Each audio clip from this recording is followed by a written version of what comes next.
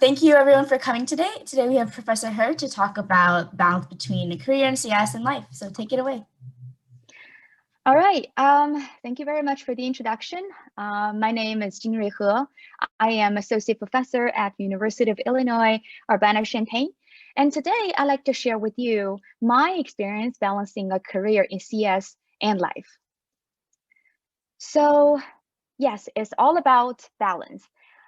It is our common perception that having a career in CS means that you have to catch up with the daily advancements, daily development in computer science related areas. And on the other hand, as a woman, I think all of us have a lot of obligations, a lot of tasks from the life perspective, right? And if we are not careful, we might easily lose balance. So based on my personal experience, a proper dosage of passion for both your career and your life could probably help you regain your balance. Okay, so let me start from my experience with computer science related work. I graduated from Carnegie Mellon University School of Computer Science in 2010. So my passion is about having an impact on real-world problems, real-world applications through novel AI, machine learning, and data mining techniques.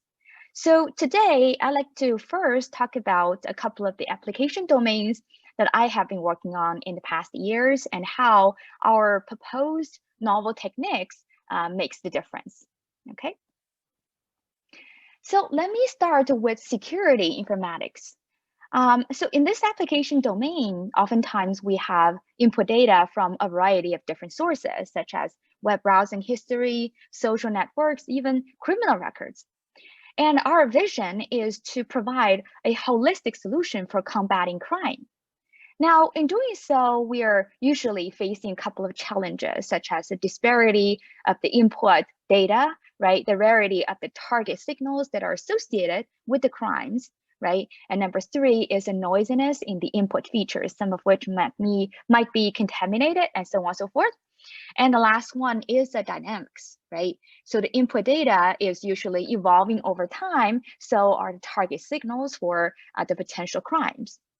Now, in response to those challenges, we have been working on the following research tasks, including the detection of the target signals associated with the crimes, the characterization of those crimes so that we might be able to distinguish them, tell them apart from the normal activities. And task number three is the tracking of the target signals over time.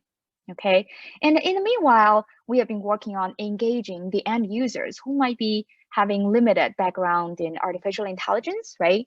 And we engage them through a variety of interaction mechanisms for the sake of model improvement and diagnosis. For example, in the financial domain, on the left-hand side is one type of input, which is the online transaction networks. Okay, so in this case, depending on the target signal type, whether it's a chain or a star or a loop structure associated with this network, we might be able to identify the different types of illegal activities, such as money laundering, synthetic identities, which are the fake identities that the fraudsters created by mix and matching pieces of information from real identities, right? So we want to identify those identities, which is one kind of the illegal financial activities. And the third type of financial illegal activities is the network fraud ring. Okay, so for this purpose, we want to detect the clusters from the online transaction network so that within this cluster, there is a high probability of observing such illegal activities. So we call this a learning task. Now, from there, we have proposed techniques to simultaneously detect the financial fraud of those different types. And to this end, we have developed multiple algorithms on the graphs or the transaction networks, either for the static setting and for the dynamic setting, so that we might be able to accurately identify the subsets of accounts that are associated with those illegal financial activities. And the second application domain that we have been working on is healthcare informatics. And in this application domain, we have been focusing on diabetes, right? So for the input data, we have three different sources, namely some of the data is from the clinical side, right? Some of the data is from the diabetes dedicated social networks, which I will give you a few examples later. And the third source is the online encyclopedia, which contains relevant information. Okay, and our vision in this area is to provide a paradigm shift from exploration to prediction, potentially connecting the patient's social behaviors with their biomarker measurements.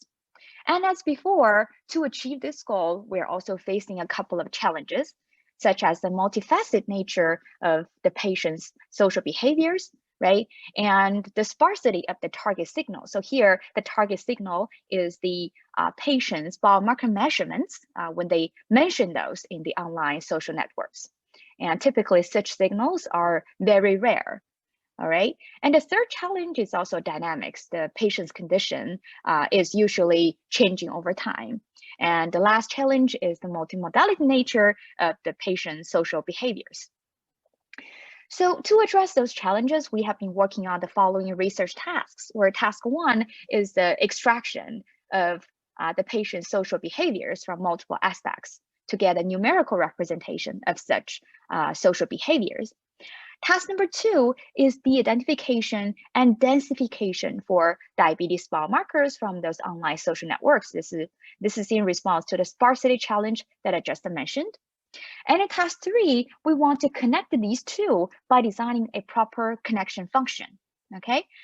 And finally, at this moment, we are collaborating with Mayo Clinic, Arizona to perform both algorithmic and clinical evaluations to gauge how effective and accurate our proposed techniques are. So let me give you an example. Here, we are considering multiple diabetes dedicated social networks, and we consider each one of them as a view. We call them a view, okay? And here, view one is equivalent to Diabetes Sisters website. View two is to diabetes website, and view V could be Diabetic Connect. From view one, the relevant information might be a post like, I am type 2 diabetic, diagnosed in 2006 and taking a particular drug named metformin. I know what to do to lose weight, exercise, but I don't know of any fellow diabetics looking for support, okay? And similarly, in view two, we have the following post from a different user saying, I'm newly diagnosed with type 2. I'm taking the same drug once a day and my blood pressure was high. I am hoping to find some tips and advice and maybe make some new friends, okay? So given this information from the different views, what do we want to do?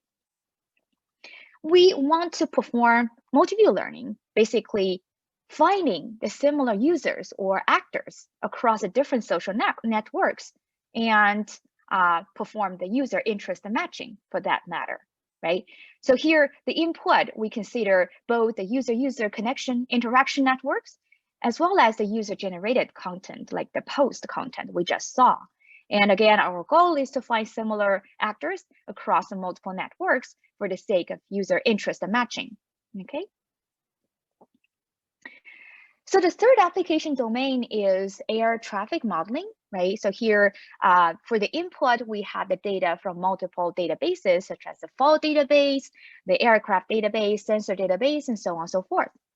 And our goal is integrated information fusion for next-gen national airspace systems. So again, the challenges include, first, we have the multifaceted information that we need to properly integrate together, the real-time nature, real-time request for this next-gen system. The third one is multi-oracle challenge, which is the different domain experts' opinions or the opinions from these different domain experts, even with respect to the same kind of incident or accident. And the last challenge is the rarity. As we all know, the accidents and incidents, they're extremely rare. Okay, so in response to those challenges, we have the following research tasks. The first one is data reduction, the second one is feature engineering, and the last one is fault classification. In the meanwhile, we are also engaging the end users through simulation, visualization, and diagnosis. So more specifically, we have been analyzing the accident reports from NTSB database. So basically, these reports, they have a good characterization, good introduction of a certain accident in text. And also they provide this information regarding during which phase the accident happened. So on the left-hand side, you see the phase transition diagram for a certain flight, right? And our goal here, which we name a learning task, is to predict the accident phase, which we call it Y, based on the accident report or the text description of a certain accident that we can find in a certain accident report. So moving forward, if we look into those accident reports, we can see that they are also containing the information regarding the type of flight that had this kind of accident. These are the information highlighted in the red box. Okay, so we consider them as different tasks. Each task is associated with a particular type of flight. Okay, so we have designed a multitask learning algorithm basically to simultaneously learn the multiple accident phase classification functions for the different types of flights. Okay. However, in doing so, we're facing another challenge, which, as I mentioned, is the oracle heterogeneity, right? So given a certain accident, different experts, they might even have different opinions regarding when this accident happened, during which phase this accident happened. So let me give you an example. On July 6, 2013, there was an accident on Asiana Airlines Flight 214. However, the final report was only released a year later. So what's causing this delay? This is because there have been multiple parties involved in the investigation process, such as National Transportation Safety Board, NTSB, Federal Aviation Administration, and so on and so forth. And during this process, there has been a lot of disagreement among those parties. This is what I mean by the different opinions from domain experts. So our goal here in response to this challenge is to infer the true accident phase based on the potentially different opinions from domain experts. Okay. And the last application domain I like to briefly talk about is the misinformation analytics, right? So here we are focusing on the information being disseminated on social networks such as Twitter and Facebook. Our vision is to provide a computational framework for modeling disinformation dissemination or misinformation dissemination. So to achieve this goal, we are facing two major challenges, namely the heterogeneity of the input data and also the opaqueness of the model, right? When it comes to explaining why a certain piece of information has been considered as misinformation or disinformation. So to address those challenges, our work has been focusing on two major tasks, namely task 1, model comprehension, and task 2, model explanation. And our overarching technical contribution is the technique called XHAIL, which stands for Explainable Heterogeneous Machine Learning. So that's all about the experience with computer science, right? With the research work associated with the novel techniques designed for specific application domains. So how about life, right? I think everybody has a lot of responsibilities, has a lot of obligations from life. And I myself is also like you guys, right? And also I have 2 kids who have been keeping me busy every single day. So from time to time, I feel exhausted. I feel overwhelmed with all the duties, with all the to-dos. And I feel that I need the time and the capacity to sort of connect with my inner self, to sort of find inner peace and to reset so that I would be better prepared to take on future challenges and future difficulties. So my answer to all these requests and questions would be yoga, right? So I feel really privileged because despite the COVID, the pandemic, I'm still able to enjoy yoga from my own house, right? And yoga gives me this opportunity to sort of go within, to connect with myself, to find inner peace, and also to understand what is really going on from my own perspective, okay? And by doing so, I'm able to better prepare myself for the future challenges. Okay, so I would come to yoga whenever I feel overwhelmed or exhausted, and I would encourage you guys to start practicing yoga if you haven't done so already. And I believe that this is beneficial both on its own and also as a tool to help you regain your balance. And with that, I'd like to thank all of you for listening, and also I'd be happy to answer any questions that you might have. Great, thank you. One question we had from the audience is, when Asiana Airlines Flight 214, the accident happened, could one reason for the cause of delay stem from corruption or bribery interfering with the release of the report in a timely manner? That's a very good question.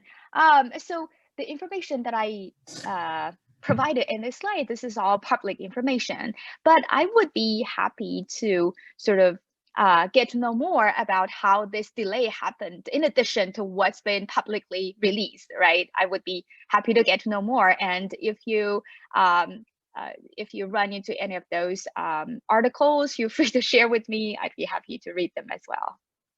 Also, another question here, going back to when you were talking about the balance between CS and life, how do you feel that for students studying CS, like taking care of their mental health and that balance is important? Yes, I think a lot of times when we feel that we are overwhelmed with anxiety, with the panic associated with the pandemic, we sort of lose our balance, and a lot of times we don't know what to do. So I think there is not a universal answer for everybody. We all have our own sort of troubles and things to take care of. But one thing in common that I would like to share with you is that it is definitely helpful to sort of calm your mind, quiet your mind, and try to go within and to understand what exactly has been bothering you. If there's anything that can be done to help you, to really help you, right? So, like I said, I think yoga is such a great tool to help me get there, right? And also, from time to time, I would do the guided meditation. So through this guided meditation, I would have a better understanding of what's going on within myself, and I would clear my mind and eventually have a better understanding of what I can do to really help myself navigate through this pandemic. Kind of going off of that, what kind of overall advice would you give to students who are studying CS right now? Who are studying CS right now? Yes, so possibly college students who might be struggling. Yeah, definitely. So within computer science is a pretty broad area, and there are many different directions that you can pursue. Artificial intelligence is one of them, and within AI, there is like machine learning, computer vision, natural language processing, and outside of the AI, there's also theoretical computer science, security, and so on and so forth. So my advice would be to explore more, right? Not to commit yourself to a particular direction at an early stage, but rather to explore more, to gauge your interest in each and every direction, right? And I know that AI is attracting a lot of interest these days, but I don't think it hurts to sort of explore some areas outside of AI as well. So by doing this, you will really have an understanding of what your interest would really be, right? And down the road, it could help you make a decision regarding what specific direction you want to pursue, either in terms of your job or in terms of the graduate studies. Okay, and we had another question here from the audience. Why do you think it's important to encourage women to pursue a career in technology? So I would say, why not, right? Okay, let me share a personal experience with you as well on this. When I grew up, when I was a little kid, I always found myself interested in sort of math and physics. But then I've got people telling me, hey, you're a girl. Girls usually do good in literature, in languages, but not so good with math and physics. You should give up, right? And I was like, why? I'm interested in this. Why shouldn't I? Why shouldn't I pursue this direction? So I worked very hard, both because of my interest and because I want to show them what I can do, right? And eventually, I was able to go to a good college with the major from the technology side. So I feel very proud of myself. And I think as a girl, if you also have interest in technology side, why not go ahead and pursue it? I know from time to time people would say otherwise, but why would you let that affect what you would do down the road, right? Yeah, and kind of going off of that, how do you feel that being a woman also affects this balance that you discussed earlier, that you feel pressure to be more balanced or the opposite? Um, from my personal experience, I feel that as a woman, we might have more obligations, more duties from life, right? And this is particularly true when you have kids, right? And oftentimes women is the primary caregiver to the kids. And by having too many to-dos, too many obligations from life, sometimes can throw you off balance. And that's why I think it is particularly important for us to find a way to regain our balance. So I find yoga pretty useful for that purpose. You might find another way of regaining your balance, basically to get yourself to give you some personal space for you to really go within and to understand what's going on and to figure out solutions for yourself. Sometimes it may not be solutions, but a way to make you feel better. Yeah, so on the one hand, I think that women might be easier to get off of balance because of the so many obligations or tasks from the life side. But on the other hand, I think we're more sort of easier. It's easier for us to enjoy the benefit of practices such as yoga or meditation. Thank you, Professor Her, for talking to us today about the research that you've done and how you've managed to find balance in your life. Thank you. It's my pleasure. Thank you.